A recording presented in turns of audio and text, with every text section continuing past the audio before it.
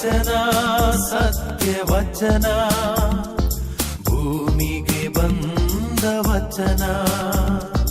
ವಚನ ಸತ್ಯ ವಚನ, ಭೂಮಿಗೆ ಬಂದ ವಚನ. ಆದಿಯಲ್ಲಿ ಇದ್ದ ವಚನ, ನಮ್ಮ ನೋಡ ಬಂದ ವಚನ. ವಚನ ಸತ್ಯ ವಚನ, ಭೂಮಿಗೆ ಬಂದ ವಚನ.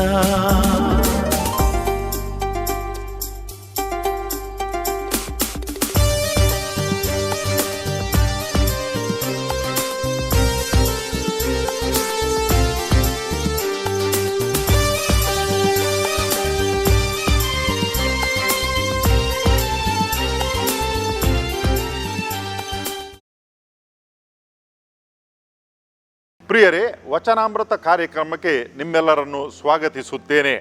ಸಂತ ಮಾರ್ಕನು ಬರೆದ ಸುವಾರ್ತೆ ಅಧ್ಯಾಯ 11 ವಾಕ್ಯ 15ರಿಂದ 19 ತನಕ. ಕರ್ತರ ಗುಡಿ ವರ್ತಕರ ಗುಹೆಯಾಗದಿರಲಿ. ತರುವಾಯ ಅವರು ಜೆರೂಸಲೇಮಿಗೆ ಬಂದರು. ಯೇಸು ಸ್ವಾಮಿ ಮಹಾದೇವಾಲಯಕ್ಕೆ ಹೋಗಿ ಅಲ್ಲಿ ಮಾರುತ್ತಿದ್ದವರನ್ನು ಕೊಳ್ಳುತ್ತಿದ್ದವರನ್ನು ಹೊರಗಟ್ಟತೊಡಗಿದರು. ನಾಣ್ಯ ವಿನಿಮಯವಾಗುತ್ತಿದ್ದ ವ್ಯಾಪಾರಿಗಳ ಮೇಜುಗಳನ್ನು ಕೆಡವಿದರು. ಪಾರಿವಾಳಗಳನ್ನು ಮಾರುತ್ತಿದ್ದವರ ಮನೆಗಳನ್ನು ಉರುಳಿಸಿದರು. ಹೊರೆಹೊತ್ತುಕೊಂಡು ದೇವಾಲಯದ ಮೂಲಕ ಹಾದು ಹೋಗುವವರನ್ನು ತಡೆದರು. ಸರ್ವ ಜನಾಂಗಗಳಿಗೂ ಪ್ರಾರ್ಥನಾಲಯ ನನ್ನೀ ಆಲಯ ಎಂದು ಪವಿತ್ರ ಗ್ರಂಥದಲ್ಲಿ ಬರೆದಿದೆ ಅಲ್ಲವೇ? ನೀವು ಅದನ್ನು ಕಳ್ಳ ಕಾಕರ ಗುಹೆಯನ್ನಾಗಿ ಮಾಡಿದ್ದೀರಿ ಎಂದು ಯೇಸು ಅವರಿಗೆ ಬುದ್ಧಿ ಹೇಳಿದರು. ಮುಖ್ಯ ಯಾಜಕರು ಧರ್ಮಶಾಸ್ತ್ರಿಗಳು ನಡೆದ ಈ ಸಂಗತಿಯನ್ನು ಕೇಳಿ ಯೇಸುವನ್ನು ಕೊಲ್ಲಿಸುವ ಮಾರ್ಗವನ್ನು ಹುಡುಕತೊಡಗಿದರು. ಏಕೆಂದರೆ ಯೇಸುವನ್ನು ಕಂಡರೆ ಅವರಿಗೆ ಭಯವಿತ್ತು. ಕಾರಣ ಜನರೆಲ್ಲರೂ ಅವರ ಬೋಧನೆಗೆ ಮಾರು ಹೋಗಿದ್ದರು. ಸೂರ್ಯಾಸ್ತಮದ ಬಳಿಕ ಯೇಸು ಮತ್ತು ತಮ್ಮ ಶಿಷ್ಯರು ಪಟ್ಟಣದಿಂದ ಹೊರಗೆ ಹೋದರು. ಕ್ರಿಸ್ತರ ಶುಭ ಸಂದೇಶವಿದು. ಕ್ರಿಸ್ತರೇ ನಿಮಗೆ ಸ್ತುತಿಯಾಗಲಿ. ಪ್ರಿಯರೇ, ನಮಗೆಲ್ಲರಿಗೂ ಕೂಡ ತಿಳಿದಂತೆ ದೇವಾಲಯ ದೇವರು ವಾಸಿಸುವಂತಹ ಮನೆ, ದೇವರ ಆಲಯ, ದೇವರ ಮನೆ ಅಂತ ನಾವು ತಿಳಿದುಕೊಳ್ಳುತ್ತೇವೆ.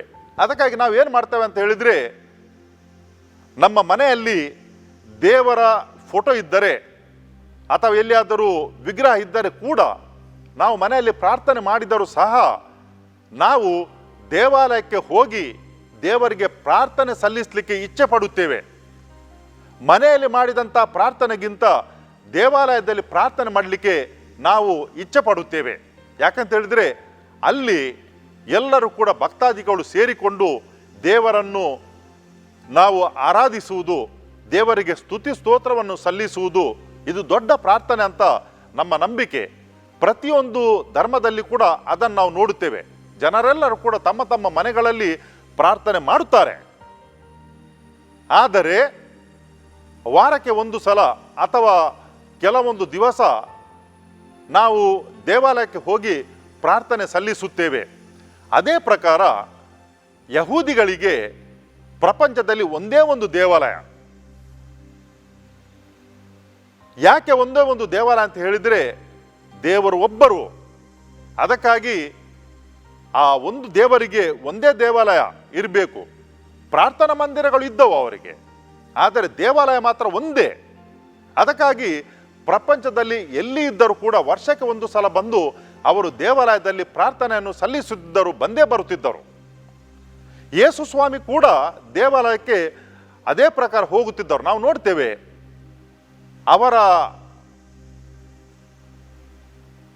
ಈ ಒಂದು ಪರಿಪಾಠದ ಪ್ರಕಾರ ಅಂತ ಹೇಳಿದರೆ ಅವರ ಜೀವನದ ಒಂದು ಅಂಗವಾಗಿತ್ತು. ಯೇಸು ಸ್ವಾಮಿ ಕೂಡ ದೇವಾಲಯಕ್ಕೆ ಹೋಗುತ್ತಿದ್ದರು ಅಂತ ನಮಗೆ ಪವಿತ್ರ ಪುಸ್ತಕ ಬೈಬಲ್ ನಮಗೆ ಹೇಳಿಕೊಡ್ತಾರೆ. ಈ ಒಂದು ಸಂದರ್ಭದಲ್ಲಿ ಯೇಸು ಸ್ವಾಮಿ ದೇವಾಲಯಕ್ಕೆ ಹೋದಾಗ ಅಸಮಾಧಾನಗೊಂಡರು. ಯಾವಾಗ ನಾವು ನೋಡ್ತೇವೆ, ಇದಕ್ಕಿಂತ ಮುಂಚೆ ಯೇಸು ಸ್ವಾಮಿ ಅಂಜೂರದ ಮರದ ಆ ಮರಕ್ಕೆ ನೋಡಿದಾಗ, ಮರದ ಹತ್ತಿರ ಹೋದ ಅಲ್ಲಿ ಹಣ್ಣುಗಳು ಕಾಣಲಿಲ್ಲ. ಯೇಸು ಸ್ವಾಮಿ ಆ ಮರಕ್ಕೆ ಅವರು ಏನು ಮಾಡ್ತಾರಂತ ಹೇಳಿದರೆ, ನಿನ್ನಿಂದ ಇನ್ನು ಮುಂದೆ ಯಾರು ಕೂಡ ಹಣ್ಣನ್ನು ತಿನ್ನದಿರಲಿ ಅಂತ ಯೇಸು ಸ್ವಾಮಿ ಕಹಿಯಾದ ಮಾತುಗಳನ್ನು ಆಡುತ್ತಾರೆ. ಅಲ್ಲಿಂದ ಮುಂದಕ್ಕೆ ಅವರು ದೇವಾಲಯಕ್ಕೆ ಹೋದಾಗ ನಾವು ನೋಡ್ತೇವೆ ಯಾವ ರೀತಿಯ ಕನೆಕ್ಷನ್ ಅಲ್ಲಿ ಉಂಟಂತ ಹೇಳಿಕೊಂಡು. ಅಲ್ಲಿ ಹೋದಾಗ, ದೇವಾಲಯಕ್ಕೆ ಹೋದಾಗ ಅಲ್ಲಿ ಅವರು ಅಸಮಾಧಾನಗೊಳ್ಳುತ್ತಾರೆ. ಯಾಕಂತ ಹೇಳಿದರೆ, ಯಾವ ರೀತಿ ದೇವಾಲಯ ಇರಬೇಕಿತ್ತೋ ಆ ರೀತಿ ದೇವಾಲಯ ಇದ್ದಿಲ್ಲ. ಅಲ್ಲಿ ಏನಿರ್ತಂತ ಹೇಳಿದರೆ ಹಣದ ಚಲಾವಣೆ ಆಗ್ತಿತ್ತು. ಯಾಕೆಂತ ಹೇಳಿದರೆ, ಪರವೂರಿನಿಂದ ಬಂದಂಥ ಯಹೂದ್ಯರು ಅವರು ಬೇರೆ ದೇಶದ ಹಣಗಳನ್ನು ತರುತ್ತಿದ್ದರು. ಆದರೆ ಇಲ್ಲಿ ದೇವಾಲಯದಲ್ಲಿ ಅವರ ಹಣ ಮಾತ್ರ ಚಲಾವಣೆ ಆಗುತ್ತಿತ್ತು. ಅದಕ್ಕಾಗಿ ಅವರು ಅದನ್ನು ಪರಿವರ್ತನೆಗೊಳ್ಳುತ್ತಿದ್ದರು. ಎರಡನೇದಾಗಿ, ಜನರು ಬಂದಾಗ ಅವರಿಗೆ ಬೇಕಾದಂಥ ಚಿಲ್ಲರೆ ಅವರಲ್ಲಿ ಇಲ್ಲದಿದ್ದರೆ ಅವರು ಅಲ್ಲಿ ಅದನ್ನು ಪಡೆಕೊಳ್ಳುತ್ತಿದ್ದರು. ಜೊತೆಗೆ ಅವರು ಅಲ್ಲಿಗೆ ಬಂದಾಗ ಒಂದೇ ಕುರಿ, ಆಡು ಅಥವಾ ಚಿಕ್ಕ ಪಕ್ಷಿಗಳು, ಪಾರಿವಾಳ ಅಥವಾ ಯಾವ ರೀತಿ ಪವಿತ್ರ ಧರ್ಮಗ್ರಂಥದಲ್ಲಿ ಹೇಳಲಾಗಿದೆ ಅಂತಹ ಒಂದು ಬಲಿಯನ್ನು ಅವರು ಅರ್ಪಿಸುತ್ತಿದ್ದರು. ಅದಕ್ಕಾಗಿ ಅವರಿಗೆ ಹಣ ಬೇಕು, ಅದನ್ನು ಅವರು ಪರಿವರ್ತನೆಗೊಳ್ಳುತ್ತಿದ್ದರು, ಮಾಡುತ್ತಿದ್ದರು. ಹೀಗಾಗಿ ದೇವಾಲಯದಲ್ಲಿ ಏನಿತ್ತಂತ ಹೇಳಿದರೆ, ಅಲ್ಲಿ ಕುರಿಗಳಿದ್ದವು, ಪಕ್ಷಿಗಳಿದ್ದವು, ಬೆಳ್ಳಾಕಿ, ಆಮೇಲೆ ಈ ಹಣ ಚಲಾವಣೆ ಮಾಡುತ್ತಿದ್ದವರು ಎಲ್ಲರೂ ಕೂಡ ಇದ್ದರು. ಆಮೇಲೆ ಹೊರೆ ಹೊತ್ತು ಹೋಗುವವರು ಕೂಡ ಇದ್ದರು. ನಮಗೆ ಇವತ್ತಿನ ಸುವಾರ್ತೆಯಲ್ಲಿ ನಾವು ನೋಡುತ್ತೇವೆ, ಕೆಲವರು ಏನು ಮಾಡ್ತಿದ್ದಾರೆ ಅಂತ ಹೇಳಿದರೆ, ತಲೆ ಹೊರೆಯನ್ನು ಹೊತ್ತುಕೊಂಡು ಹೋಗುವವರು ಕೂಡ ದೇವಾಲಯದ ಮೂಲಕ ಹಾದುಕೊಂಡು ಹೋಗ್ತಿದ್ದರು. ಏನನ್ನು ತೆಗೆದುಕೊಂಡು ಇರಬಹುದು, ಒಂದೇ ಈ ತರಕಾರಿಯನ್ನು ಅಥವಾ ಈ ಕುರಿಗಳನ್ನು ಅಥವಾ ಪಕ್ಷಿಗಳನ್ನು ಏನಾದರೂ ಇಲ್ಲಿ ಖಾಲಿ ಬಿದ್ದರೆ ಅಲ್ಲಿಂದ ತಾರಪ್ಪ ಅಂತ ಹೇಳುವಾಗ ಆ ಕಡೆಯಿಂದ ಈಚೆಗೆ ತರ್ತಿದ್ದರು, ಈಚೆಯಿಂದ ಹತ್ತಕ್ಕೆ ಕೊಂಡು ಹೋಗ್ತಿದ್ದರು. ಎಲ್ಲಿ? ದೇವಾಲಯದಲ್ಲಿ. ಏನಿರಬೇಕಿತ್ತು ದೇವಾಲಯದಲ್ಲಿ? ಅಲ್ಲಿ ದೇವರು ಹಾಜರಿದ್ದಾರೆ, ಆಸೀನರಾಗಿದ್ದಾರೆ, ಪವಿತ್ರವಾದಂಥ ಒಂದು ಸ್ಥಳ. ಅಂತಹ ಒಂದು ಪವಿತ್ರವಾದಂಥ ಸ್ಥಳದಲ್ಲಿ ಎಲ್ಲಿ ಜನರು ಬಂದು ದೇವರನ್ನು ಆರಾಧನೆ ಮಾಡಬೇಕಿತ್ತು, ಅಂತಹ ಜಾಗದಲ್ಲಿ ವ್ಯಾಪಾರ ನಡೆಯುತ್ತಿತ್ತು. ಅಲ್ಲಿ ವ್ಯಾಪಾರ ನಡೆಯುತ್ತಿತ್ತು. ಅದಕ್ಕಾಗಿ ಯೇಸು ಸ್ವಾಮಿ ಹೇಳ್ತಾರೆ, ಪವಿತ್ರ ಪುಸ್ತಕದಲ್ಲಿ ಬರೆದಿದ್ದನ್ನು ನೀವೆಲ್ಲಿ ಕೂಡ ಕೇಳಲಿಲ್ವೇ?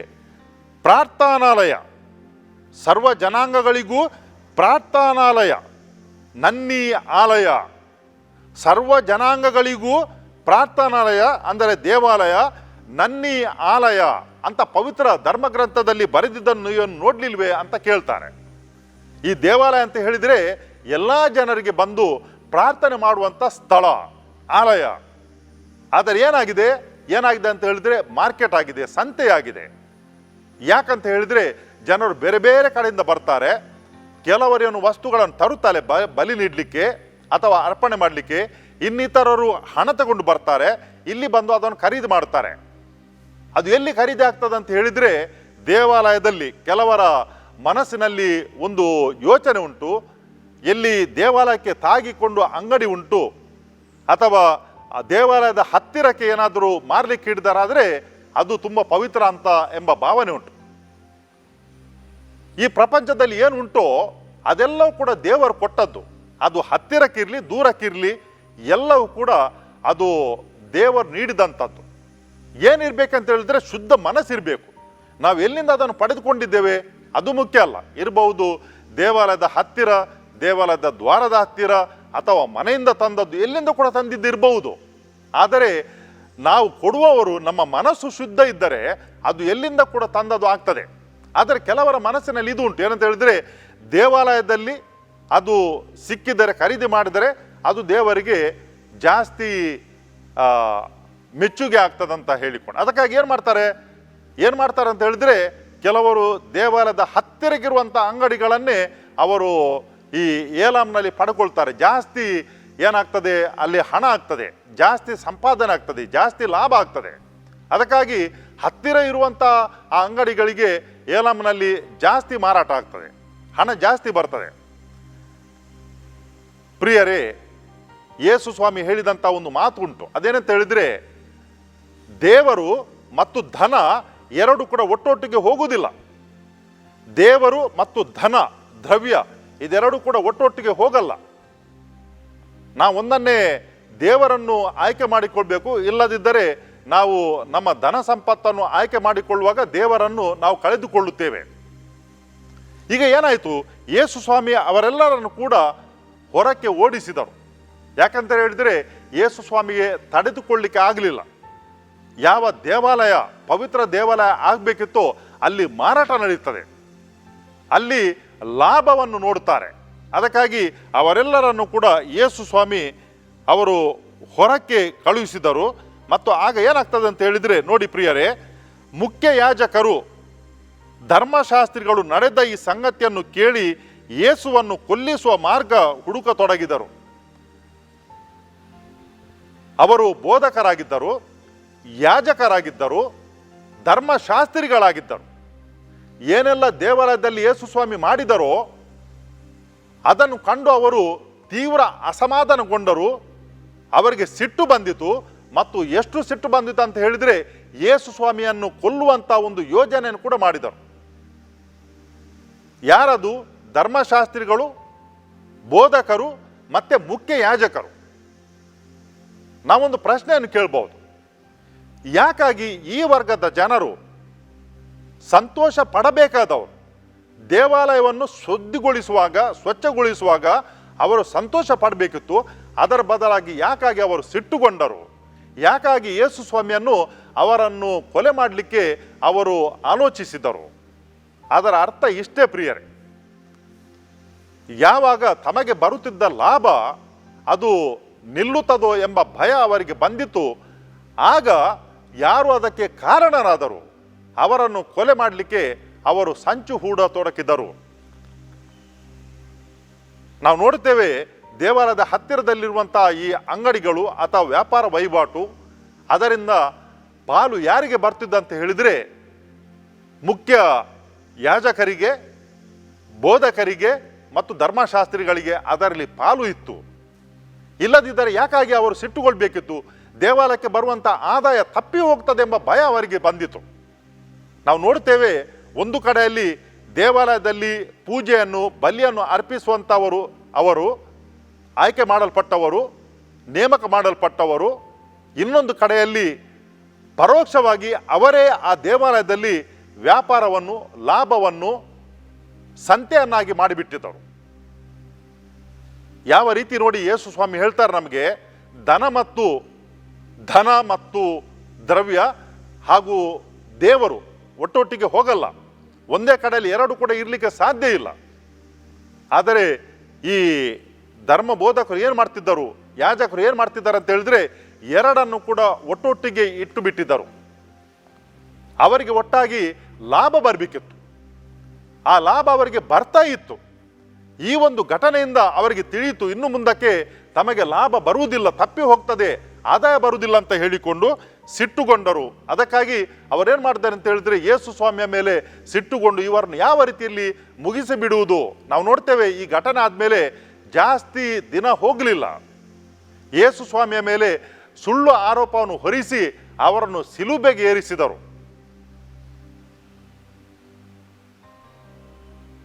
ಪ್ರಿಯರೇ, ನಾವೇನು ಕಲಿತುಕೊಳ್ಬಹುದು ಇದರಿಂದ? ಮೊದಲನೇದಾಗಿ, ಆ ದೇವಾಲಯದಲ್ಲಿ ಅಂದು ಅಲ್ಲಿ ವ್ಯಾಪಾರ ವಹಿವಾಟು ನಡೆಯುತ್ತಿತ್ತು. ಯೇಸು ಸ್ವಾಮಿಗೆ ಅರ್ಥ ಆಯಿತು, ಅವರು ತೋರಿಸಿಕೊಟ್ರೆ ಜನರಿಗೆ ಇದು ಸರಿಯಾದುದು ಅಲ್ಲ. ದೇವಾಲಯ ಪ್ರಾರ್ಥಿಸ್ಲಿಕ್ಕೆ ಇರುವುದು, ವ್ಯಾಪಾರ ಮಾಡಲಿಕ್ಕೆ ಅಲ್ಲ.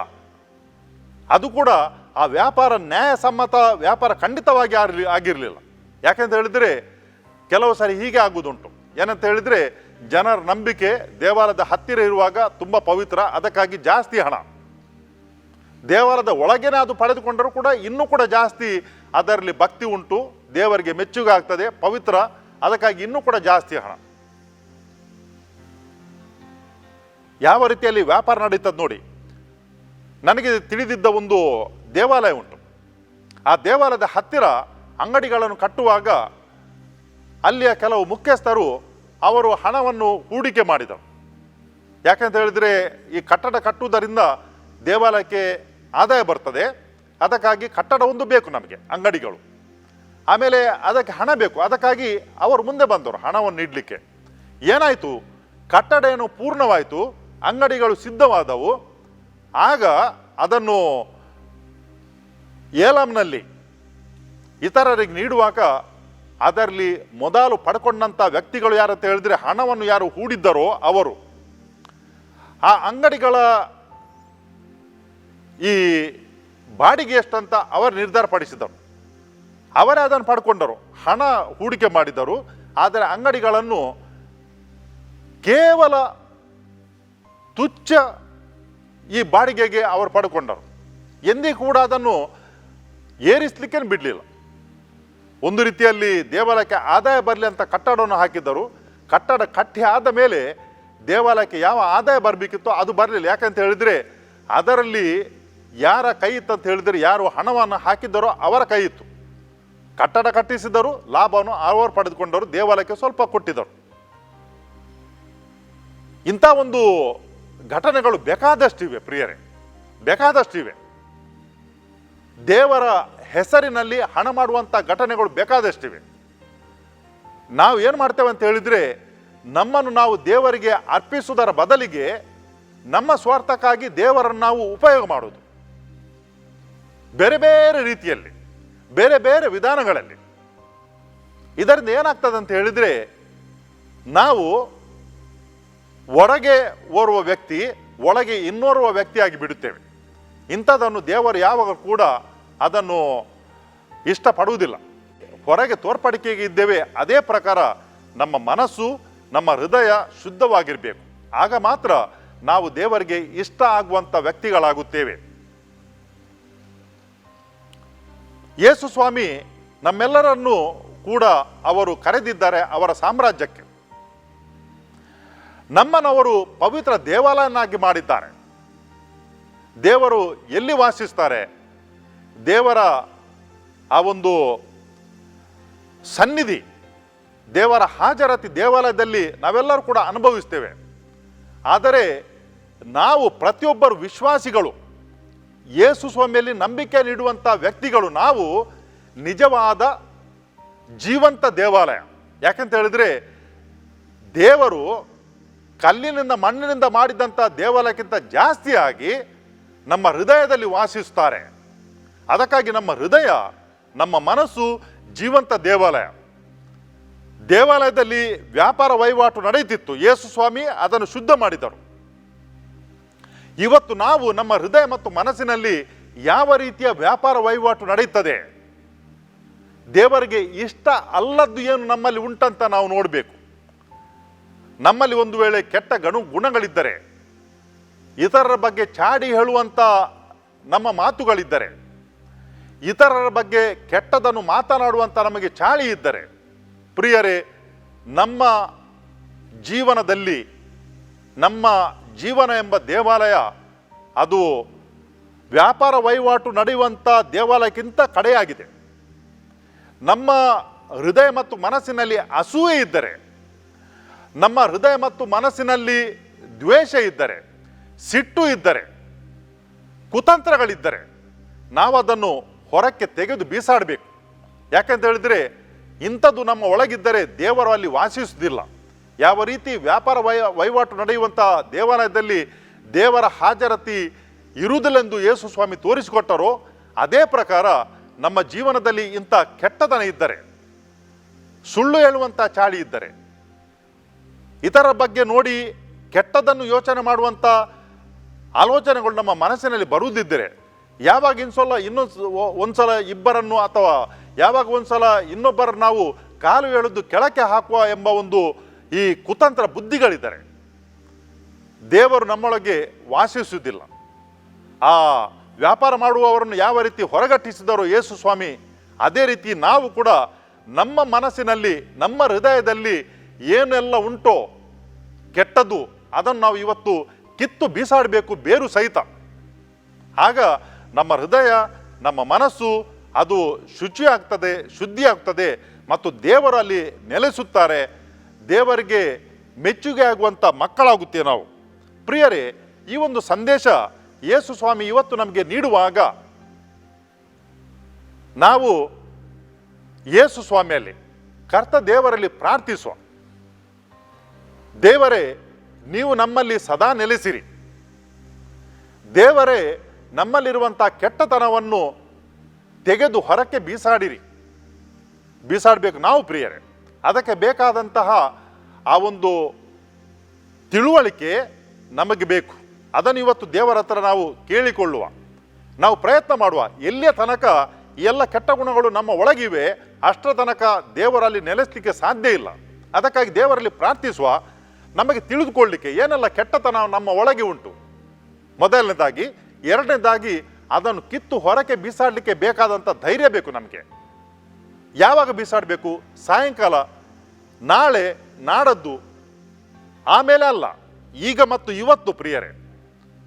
ನಮ್ಮಲ್ಲಿ ಏನೆಲ್ಲ ಕೆಟ್ಟತನ ಉಂಟು ಅದನ್ನು ಬೇರು ಸಹಿತ ಕಿತ್ತು ಬೀಸಾಡಲಿಕ್ಕೆ ಬೇಕಾದಂಥ ಗಟ್ಟಿ ಮನಸ್ಸು ನಮಗೆ ದೇವರು ನೀಡಲೆಂತ ನಾವು ಪ್ರಾರ್ಥಿಸುವ. ಕರ್ತರಾದ ದೇವರೇ, ನಿಮ್ಮ ಪುತ್ರ ಈ ಭೂಲೋಕಕ್ಕೆ ಬಂದಾಗ ದೇವಾಲಯ ನೀವು ವಾಸಿಸುವಂತಹ ಪವಿತ್ರವಾದ ಸ್ಥಳ ಎಂಬುದನ್ನು ತೋರಿಸಿಕೊಟ್ಟರು. ಯಾವಾಗ ಆ ಸ್ಥಳವು ಮಲಿನ ಆಗ್ತದೆ ವ್ಯಾಪಾರ ವಹಿವಾಟಿನಿಂದ, ಆಗ ಅಲ್ಲಿ ನೀವು ನೆಲೆಸುವುದಿಲ್ಲ ಎಂಬುದನ್ನು ತೋರಿಸಿಕೊಟ್ಟರು. ಕರ್ತರಾದ ದೇವರೇ, ನಿಮ್ಮ ಪುತ್ರರು ಈ ಭೂಲೋಕಕ್ಕೆ ಬಂದಾಗ ನಮಗೆ ಇನ್ನೂ ಕೂಡ ಉತ್ತಮವಾದ ಒಂದು ವಿಷಯವನ್ನು ತಿಳಿಸಿದ್ದಾರೆ. ನಾವು ನಿಮ್ಮ ಮಕ್ಕಳು ನಿಜವಾದಂಥ ಜೀವಂತ ದೇವಾಲಯವಾಗಿದ್ದೇವೆ, ನಮ್ಮಲ್ಲಿ ನೀವು ನೆಲೆಸುತ್ತೀರಿ ಎಂಬುದನ್ನು ತೋರಿಸಿಕೊಟ್ಟಿದ್ದಾರೆ. ಕರ್ತರಾದ ದೇವರೇ, ಇವತ್ತು ನಾವು ನಿಮ್ಮಲ್ಲಿ ಪ್ರಾರ್ಥಿಸುತ್ತೇವೆ. ನಮ್ಮ ಜೀವನದಲ್ಲಿ, ಹೃದಯದಲ್ಲಿ, ಅಂತರಂಗದಲ್ಲಿ, ಮನಸ್ಸಿನಲ್ಲಿ ಏನೆಲ್ಲ ಕಳಕುಂಟೋ, ಏನೆಲ್ಲ ಕೆಟ್ಟದು ಉಂಟೋ, ಅಶುದ್ಧ ಉಂಟೋ ಅದನ್ನೆಲ್ಲ ಬೇರು ಸಹಿತ ತೆಗೆದು ಬೀಸಾಡಲು ಮತ್ತು ನೀವು ನಮ್ಮಲ್ಲಿ ನೆಲೆಸಲು ಬೇಕಾದಂಥ ಒಂದು ಉತ್ತಮ ವಾತಾವರಣವನ್ನು ಸೃಷ್ಟಿಸಲು ಬೇಕಾದಂಥ ನಮಗೆ ತಿಳುವಳಿಕೆ ನೀಡಿರಿ ಸ್ವಾಮಿ, ನಮಗೆ ಬೇಕಾದಂಥ ಧೈರ್ಯವನ್ನು ನೀಡಿರಿ ಸ್ವಾಮಿ ಎಂದು ನಿಮ್ಮನ್ನು ಪ್ರಾರ್ಥಿಸುತ್ತೇವೆ. ಡಿವೈನ್ ವರ್ಡ್ ಟಿವಿ ಮೂಲಕ ಈ ಕಾರ್ಯಕ್ರಮದಲ್ಲಿ ಪಾಲ್ಗೊಳ್ಳುವಂಥ ಪ್ರತಿಯೊಬ್ಬ ಸಹೋದರ ಸಹೋದರಿಯ ಮೇಲೆ ನಿಮ್ಮ ಅನಂತ ಆಶೀರ್ವಾದವನ್ನು ಸುರಿಸಿರಿ. ಅವರಿಗೆ ಆಯುರಾರೋಗ್ಯವನ್ನು ದಯಪಾಲಿಸಿರಿ. ಅವರ ಮನೆಯಲ್ಲಿ ಶಾಂತಿ ನೆಮ್ಮದಿಯ ನೀಡಿರೆಂದು ನಿಮ್ಮನ್ನು ಪ್ರಾರ್ಥಿಸುತ್ತೇವೆ. ಆಮೇನ್.